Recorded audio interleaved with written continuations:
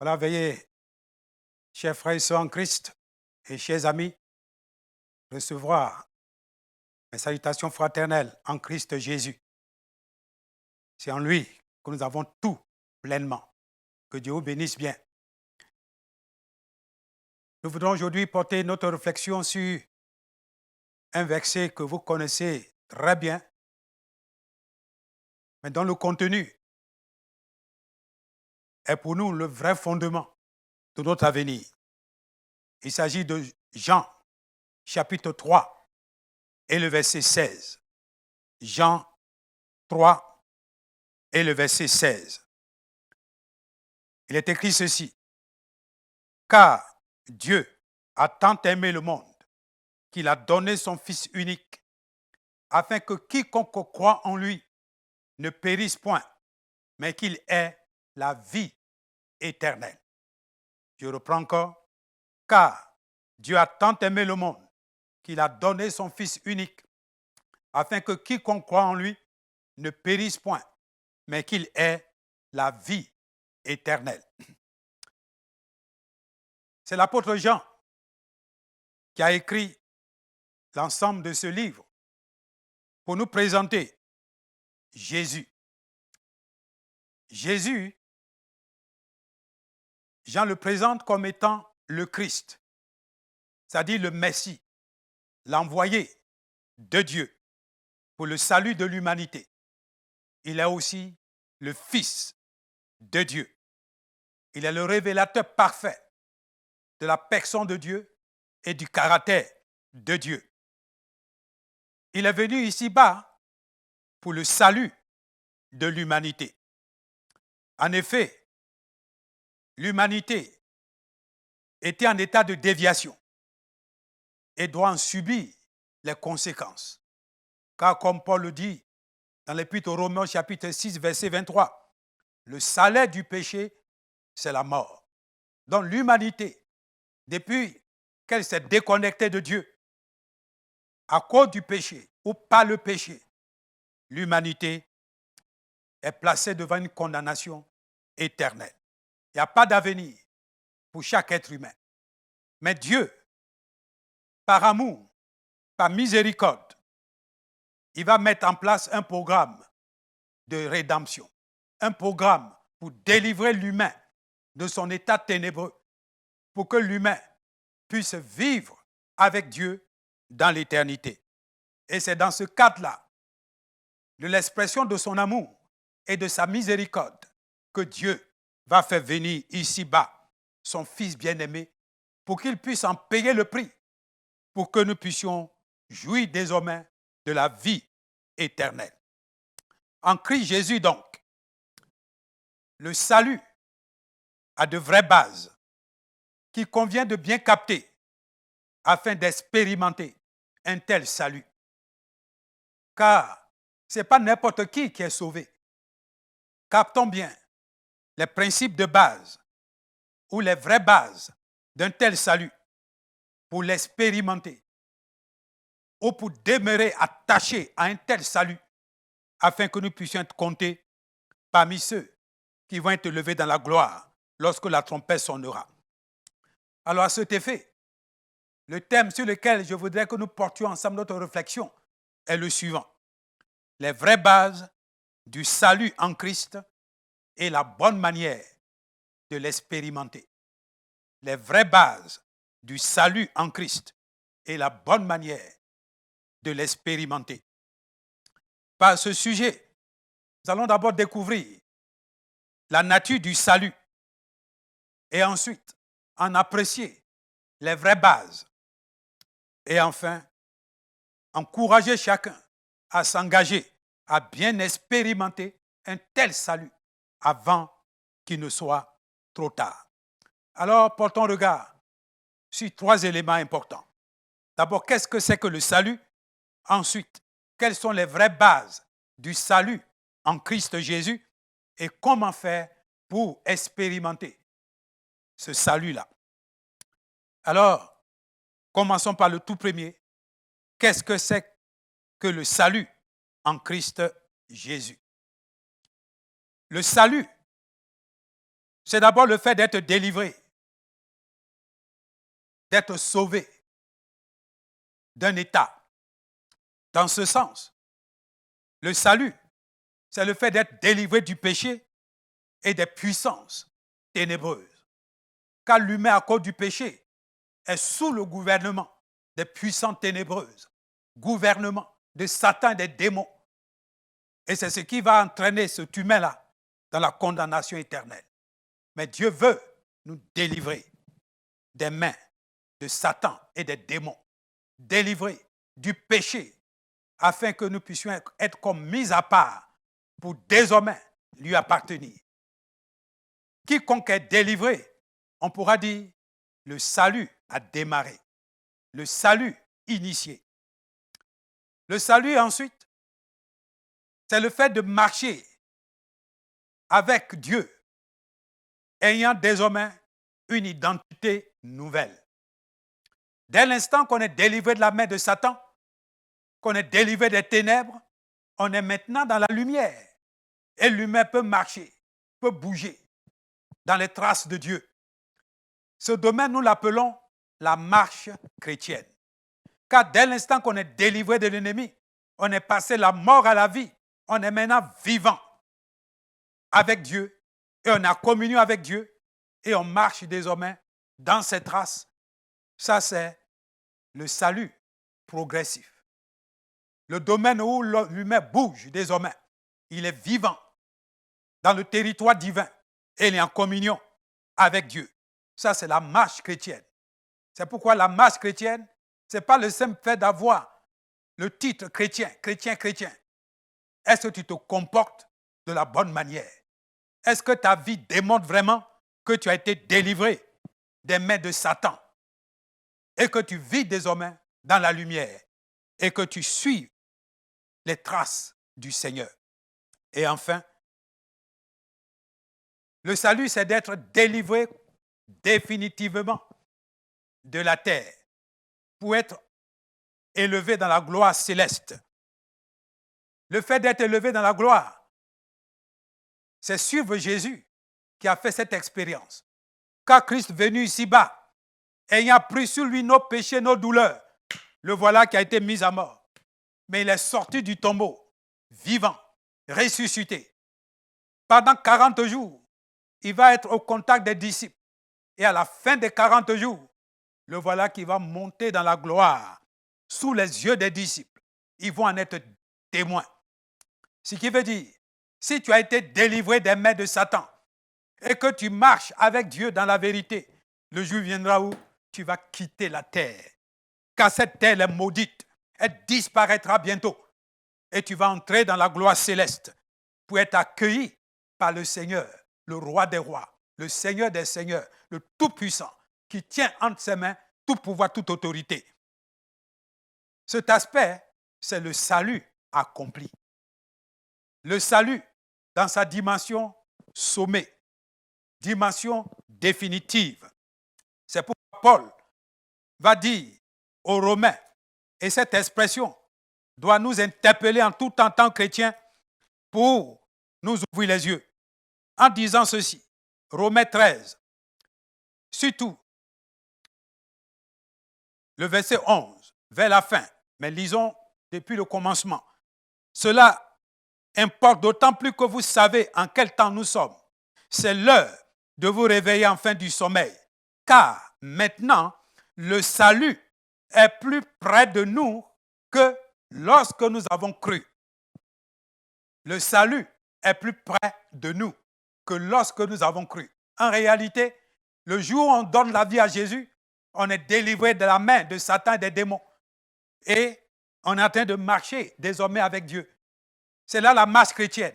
Mais le salut n'est pas encore accompli, n'est pas encore arrivé à son niveau sommet. C'est lorsque la trompette sonnera que l'humain va délivrer définitivement de ce monde ténébreux, de cette terre maudite. Et l'humain va désormais avoir un corps nouveau et entrer dans la gloire céleste avec Dieu pour l'éternité. Ça, c'est le salut accompli. Voilà donc ce pourquoi Jésus est venu ici-bas. Le salut qu'il est venu nous apporter, d'un côté, nous délivrer des mains de Satan, nous amener à marcher désormais dans les traces du Père céleste pour que, enfin, nous soyons comptés parmi ceux qui vont être levés dans la gloire lorsque la trompette sonnera. Alors, quelles sont les bases, les vraies bases d'un tel salut? C'est-à-dire les éléments sur lesquels il faut s'appuyer chaque jour pour bénéficier d'un tel salut, tel que nous venons de le définir.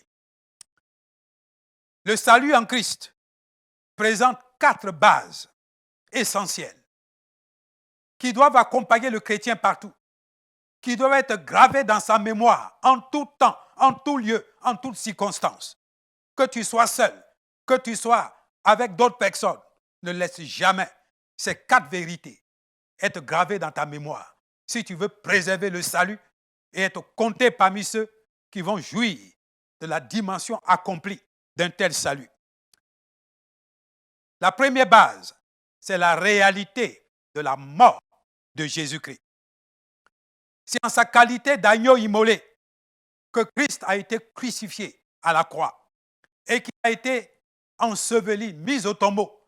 C'est pour ôter nos péchés. C'est nous qui devions mourir. C'est nous qui devions être crucifiés. Mais il est venu payer le prix à notre place en étant l'agneau immolé. La réalité de sa mort, voilà le premier élément de base de notre salut. Nous ne sommes pas sauvés par nos œuvres.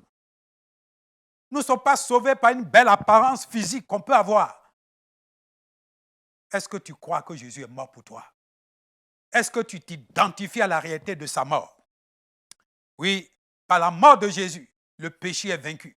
Par la mort de Jésus, Satan est brisé. Son pouvoir est dompté. Voilà la première base de notre salut. La deuxième base, c'est la réalité de la résurrection de Jésus. Car le Christ qui est mort, qui a été enseveli, mis au tombeau, la Bible nous dit, le 3e jour, Jésus est ressuscité. La résurrection veut dire, il est passé de la mort à la vie. Ce qui fait de Christ le nouvel Adam. Car le premier Adam, qui est tombé bas dans le péché, spirituellement mort, Dieu aurait pu laisser l'état humain dans cet état ténébreux pour l'éternité. Mais par amour, il a fait venir Jésus. Jésus va rassembler dans son corps tout ce qui est du vieil homme, du premier Adam qui est dans notre nature. C'est pourquoi Jésus va être cloué à la croix. Et Jésus, mis au tombeau, c'est tout ce qui est adamique qui a été comme enterré. Car lorsqu'Adam et Ève ont péché, Dieu leur a dit ceci. Surtout s'adressant à Adam, tu es poussière, tu retourneras à la poussière. Le fait que Jésus mis à mort et qu'il a été mis au tombeau, ça veut dire que tout ce qu'il a rassemblé dans son corps et qu'il a cloué à la croix, tout ce qui est la nature adamique, tout cela a été comme mis au tombeau. Tout est retourné dans la poussière. Mais voilà, Jésus ressuscité. C'est le nouvel homme, le nouvel Adam, par lequel Dieu veut se faire une famille universelle et éternelle. Jésus est ressuscité. Il est donc la source de vie pour engendrer une nouvelle humanité, un nouveau peuple mis à part pour Dieu. C'est pourquoi la Bible dit, si quelqu'un est en Christ, c'est une nouvelle créature. D'autres versions disent une nouvelle création. Oui, il y a eu une première création, mais cette première création a été corrompue par le péché, par Jésus mort et ressuscité. Voilà une nouvelle création. En Christ, nous devenons une nouvelle création, une nouvelle créature. Et un avenir merveilleux est placé ainsi devant nous. La deuxième réalité, ou deuxième base de notre salut, c'est donc la résurrection de Jésus. La troisième base, c'est son élévation dans la gloire. Car après avoir accepté l'humiliation jusqu'à la mort, et qu'il est ressuscité, le voilà qui va être en position d'élévation. D'ailleurs, après sa résurrection, il va déclarer aux disciples, tout pouvoir m'a été donné dans le ciel et sur la terre. Et le voilà maintenant sous les yeux des disciples, il va monter dans la gloire pour être assis à la droite du Père, afin de gouverner tout l'univers, afin de donner un avenir merveilleux à quiconque place sa foi en lui. Et auprès du Père, où il est assis, il tient entre ses mains non seulement tout pouvoir, toute autorité, mais toute bénédiction, toute richesse. Et il est parti préparer une demeure pour chacun d'entre nous. C'est pourquoi il viendra bientôt pour nous prendre, pour que nous entrions dans cette demeure. Pour l'heure, croyons que Jésus-Christ est dans une position d'élévation. Il est monté dans la gloire. Il est le roi des rois. Il est le Seigneur des seigneurs. Il tient entre ses mains toute bénédiction et tout pouvoir et toute autorité. C'est pourquoi cesse de compter sur toi-même. Cesse de t'appuyer sur le pouvoir de quelqu'un sur la terre ici. Reconnais que l'unique pouvoir se trouve entre les mains du Tout-Puissant, qu'est ton Dieu. Respecte ton Dieu. Humilie ton cœur devant lui. Et ce qui va te donner d'avoir un avenir merveilleux. Et la quatrième base de notre salut, c'est la réalité du prochain retour de Jésus. Celui qui est venu ici-bas, qui est mort, qui est ressuscité et qui est monté dans la gloire, il revient bientôt. Et il revient très bientôt, afin de nous prendre pour que nous puissions régner avec lui pour l'éternité. Et il vient prendre tous ceux qui ont mis leur foi en lui, tous ceux qui marchent dans ses traces, tous ceux qui ont expérimenté son salut, qu'il est venu ici-bas, présenter aux humains, en acceptant de mourir et de ressusciter. C'est ceux qui vont expérimenter cela que Jésus va prendre à ses côtés. Si quelqu'un n'a pas Jésus dans sa vie, il ne sera pas compté parmi ceux qui vont être levés dans la gloire. Oui, Jésus revient bientôt. Les signes sont là devant nous. Et ces réalités sont incontournables. Ces réalités vont se multiplier davantage. Beaucoup de situations troublantes vont secouer l'univers sur la terre où nous sommes. Tout cela pour nous montrer que Jésus revient bientôt. Dans la réalité du prochain retour de Jésus qui va venir boucler notre marche chrétienne ici-bas et nous permettre d'entrer dans la gloire. Alors, comment faire pour expérimenter un tel salut dont nous venons de voir les 4 bases? La réalité de la mort de Jésus, sa résurrection, son élévation dans la gloire et son prochain retour. Comment faire pour expérimenter un tel salut? En réalité, pour expérimenter un tel salut, il faut avoir une foi de qualité dans notre cœur. Une foi de qualité. Car sans la foi, personne ne peut être sauvé.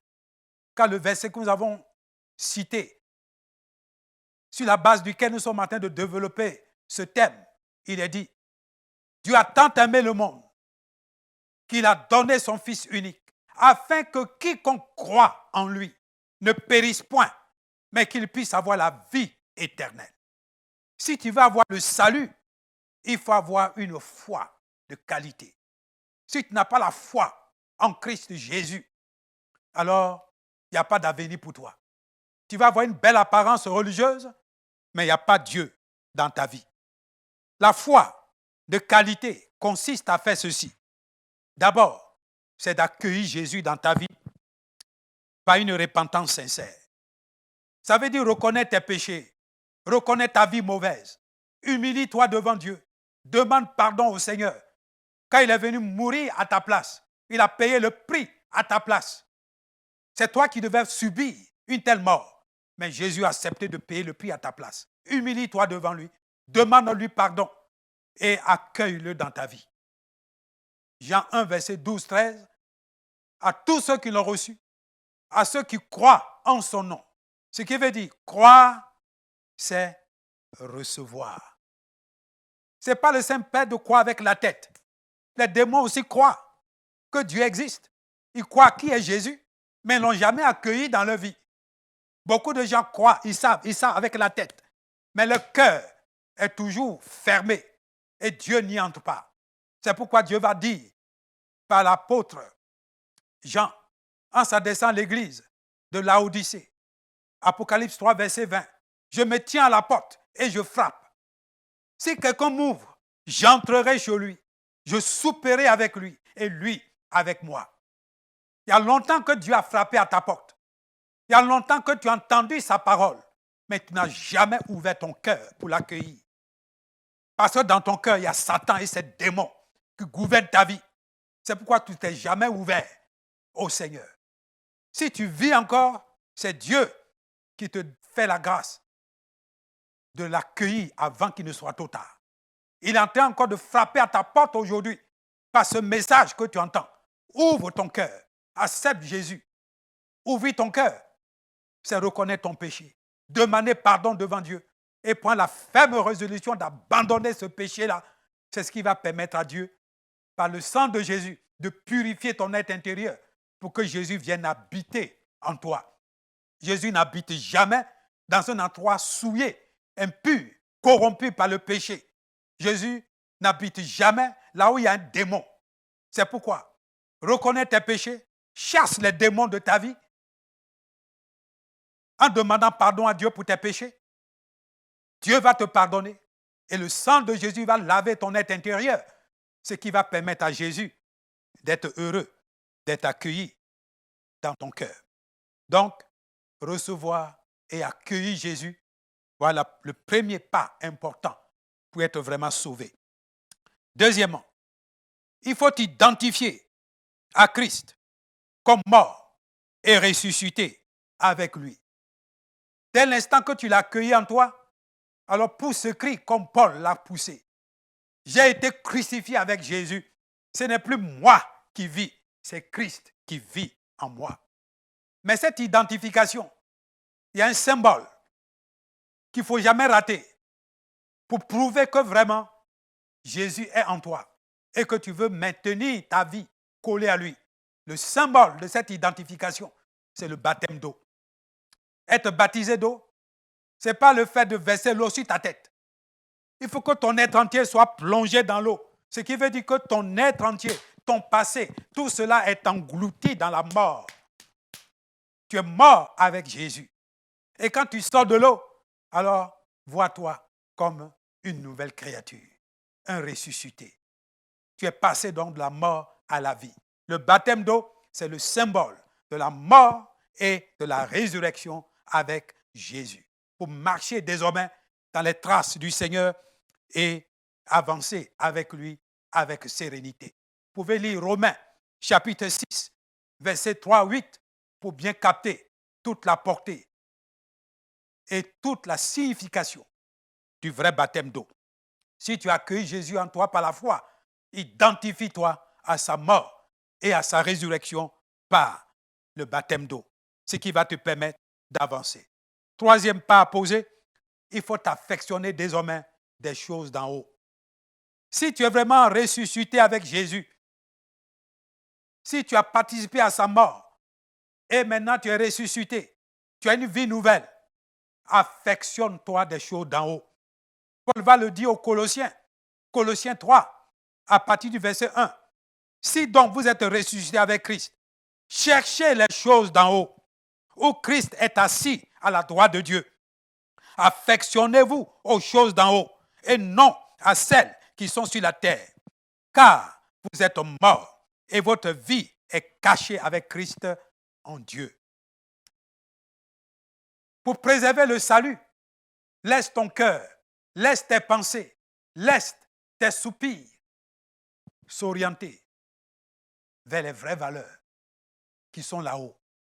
Oui, sur la terre, il y a l'argent, il y a beaucoup de wari-wari dans la poche, mais ces éléments vont disparaître. Combien de personnes ont été riches sur la terre, ont construit des maisons extraordinaires, mais où sont-ils? Ils sont dans les tombeaux, ils sont morts. Ce n'est pas l'argent qui va te sauver. Ce sont des miettes, des outils, des éléments de la terre pour t'aider pendant que tu es là. Mais les vraies valeurs, sont les valeurs de portée éternelle. Et Jésus qui les tient entre ses mains. C'est quoi la Bible dit? C'est Jésus qui l'a déclaré. Recherchez les choses d'en haut. Affectionnez-vous aux choses d'en haut, car les choses de la terre disparaîtront bientôt. Soupirons après les choses d'en haut. Jésus tient tout entre ses mains.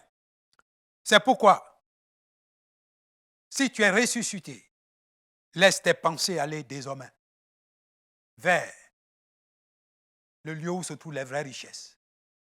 Les choses de la terre disparaîtront. Le contenu du vrai évangile, c'est posséder Jésus-Christ en toi. Laisser le caractère de Jésus se développer en toi. Ne plus laisser le monde te gouverner. Ne plus laisser les choses de la terre te séduire, t'entraîner dans la perdition. Connais Jésus, aime Jésus, laisse son caractère se développer en toi. Comme l'avons déjà cité une fois, Hébreux 12, verset 14. Sans la sanctification, nul ne verra le Seigneur. Lorsque tes yeux sont constamment portés vers les choses de la terre, c'est que tu es encore attaché aux choses terrestres, aux choses charnelles, aux choses mondaines. C'est que tu ne fais que valoriser le charnel dans ta vie. Et tu es en train de te tuer toi-même sans t'en rendre compte. Porte tes regards désormais vers les vraies valeurs que Jésus tient entre ses mains. Ton vrai avenir se trouve là-haut. Ta vraie demeure se trouve là-haut. Même si sur la terre ici, tu dors sur une paillote, même si les voisins se moquent de toi, contente-toi de ce que tu as simplement. Vis dans le contentement. Dieu saura s'occuper de toi en son heure et à sa manière. C'est lui qui élève, c'est lui qui abaisse. C'est pourquoi laisse tes regards portés vers celui qui tient tout entre ses mains et il saura te bénir et te féliciter. Enfin, dernier pas à poser pour expérimenter le salut en Christ, il faut être armé de la pensée de souffrir. Être armé de la pensée de souffrir. La marche chrétienne ici-bas, c'est un domaine de combat. Paul compare cela également à une course. Ce n'est pas un domaine de paresse et de négligence. Je dirais même qu'il n'y a pas de repos sur la terre des méchants où nous sommes. Notre vrai lieu de repos, c'est là-haut. Pendant qu'on est ici-bas, faisons preuve de courage pour accomplir notre mission, pour contribuer à faire avancer le royaume de Dieu, pour être de vrais témoins de Jésus. Soyons armés de la pensée de souffrir. C'est là Paul, à la fin de son parcours, dira ceci. J'ai combattu le bon combat, j'ai achevé la course, j'ai gardé la foi. Ça veut dire que je me suis maintenu toujours en Christ. Même si j'ai été impliqué dans des combats, dans des courses, mais ma foi en Christ m'a permis d'être compté parmi les vainqueurs, les triomphateurs. Et il va préciser, bientôt, la couronne de gloire me sera donnée. Non seulement à moi, mais à tous ceux qui vont aimer cet avènement du Seigneur. Dans 1 Pierre, au chapitre 4, à partir du verset 12, Pierre dira ceci. Pour encourager les chrétiens, bien-aimés, ne soyez pas surpris comme d'une chose étrange qui vous arrive, de la fournaise qui est au milieu de vous, pour vous éprouver. Réjouissez-vous au contraire de la part que vous avez aux souffrances de Christ, afin que vous soyez aussi dans la joie et dans l'allégresse lorsque sa gloire apparaîtra. Donc, soyons armés de la pensée de souffrir, ce qui va permettre de préserver le salut que nous avons en Jésus-Christ. Oui, le salut en Christ est une réalité. Dieu nous a aimés et il est venu payer le prix pour nous. Christ a accepté de mourir. Le voilà ressuscité. Le voilà monté dans la gloire. Il va revenir bientôt pour prendre les résultats de ce prix qu'il est venu payer ici-bas. C'est pourquoi en ce temps de la fin, connaissons les vraies bases de notre salut en Christ et attachons-nous à ces bases-là pour ne pas nous laisser distraire et séduire par n'importe quoi. Car en ce temps où nous sommes, le monde met en place beaucoup de choses magnifiques pour séduire et nous entraîner dans la perdition. N'oublie pas le prix que Jésus a payé. Colle-toi à lui par une foi de qualité et tu verras sa gloire. Que Dieu vous bénisse bien et qu'au cours de cette nouvelle année 2021, le salut de Dieu soit préservé par un comportement de qualité.